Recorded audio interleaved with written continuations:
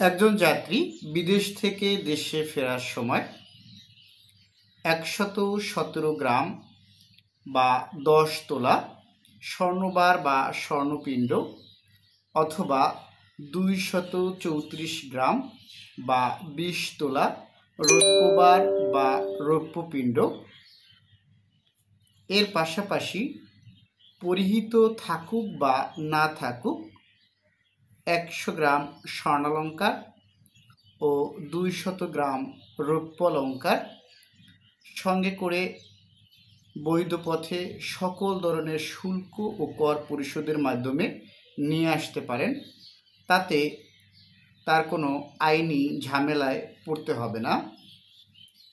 তো এখানে দুটো বিষয় একটু কনফিউশন সৃষ্টি করে, একটা হচ্ছে স্বর্ণবার আর একটা হচ্ছে স্বর্ণালঙ্কার।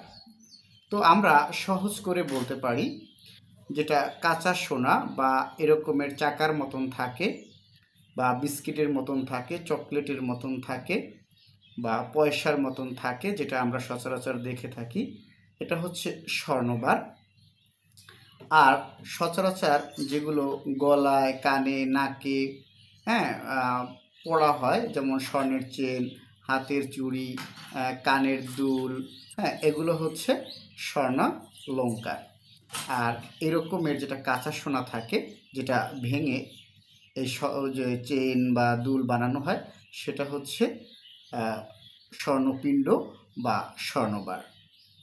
তো নিয়মিত আইন বিষয়ক ভিডিও পেতে অবশ্যই পেজটিকে ফলো করুন, লাইক দিন এবং চ্যানেলটি সাবস্ক্রাইব করুন। সকলকে ধন্যবাদ।